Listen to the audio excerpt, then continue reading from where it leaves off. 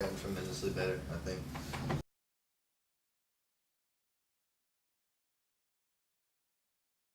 I think before the album came out, a lot of people didn't take 213 seriously, and then we came out with an album that was actually, I mean, to date, is still, I'm more proud of that than anything else I've ever had my hands in.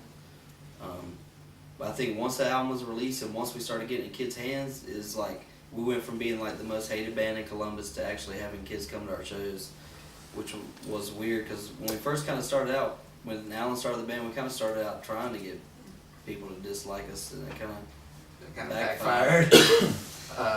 But I'm very proud of the album. I think you know, I mean, there's a few songs on there that are kind of don't really go with like the rest of the album, but at the time we just wanted to put something together with a lot of songs on it to feel like kids weren't getting ripped off when they paid $5-10 for a CD.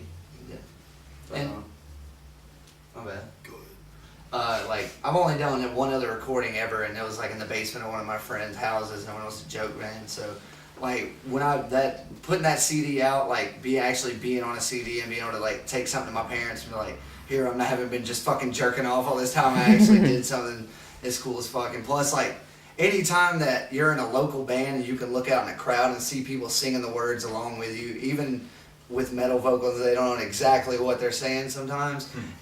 It's fucking amazing to me. Like the idea that like, which goes into like the catchy woes and stuff like that. Like lots of bands, like, I mean, lots of fans you'll go out, you'll see even halfway into one of our songs, you might be able to learn what the woes plays, and just being able to like make a connection with the fucking fan base that, all right, you might not know exactly what I'm saying, but you have the gist of the songs. That was the coolest part about having a CD to me.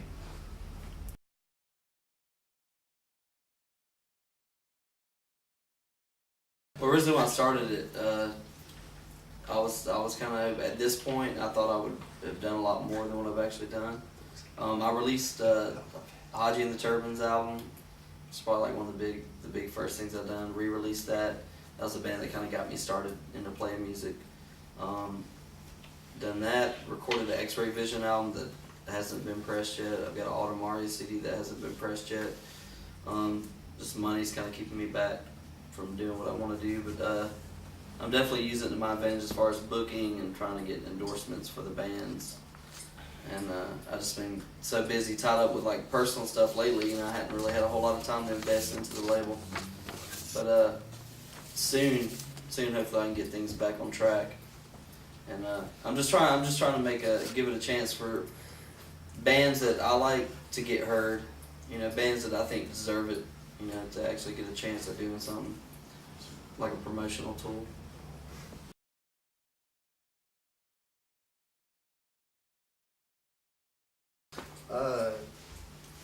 Thrill's gonna do a lot more. We haven't done anything in a while. It's been about a year since we had a drummer, and now that we got Zach playing with us, we're about to, get on the ball again. We're starting to write new songs. We're starting to book shows again. It just makes me feel good that even after a year of break, that we can still play a show and still have our fans be there for us. I mean, it's more than anything to me, and me playing with 213 hasn't stopped Thrill from doing anything at all. I mean, Thrill and 213 are both going to be doing a lot in the near future.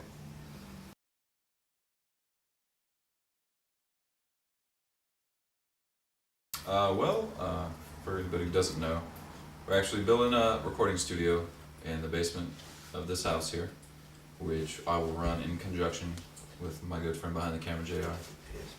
And right now it's under construction. We're getting the room up, got our gear list. All we gotta do is purchasing.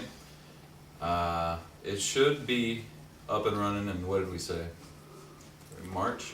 I believe I think it was out towards May. Okay, May at the late end, Yeah. but things are going well. Right.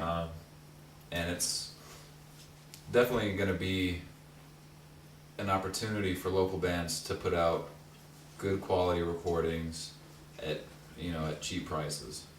It's a good gateway for our bands to be heard, because I know when I was coming up, it was everything to be in the studio, and there's not really a lot of options for the kids in Columbus and Phoenix City as far as recording goes.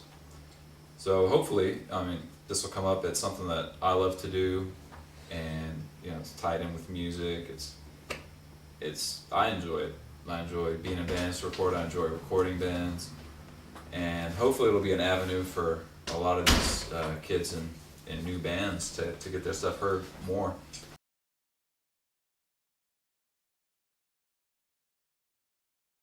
We're definitely gonna try and tie in with Born Dead Records and give kids an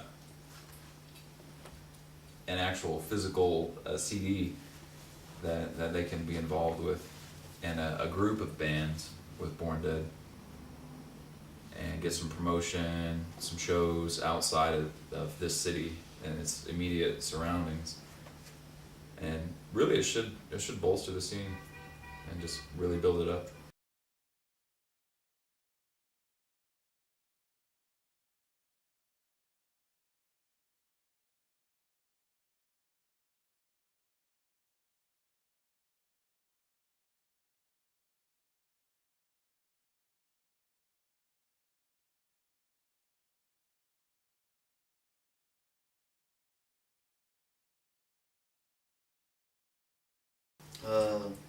Me personally, I'd say thank you, especially to all the places we played. I'd hate to go through naming places, but Gulfport is definitely a lot of thanks to Carl and Rachel in Gulfport. They've always been super nice. Art's family.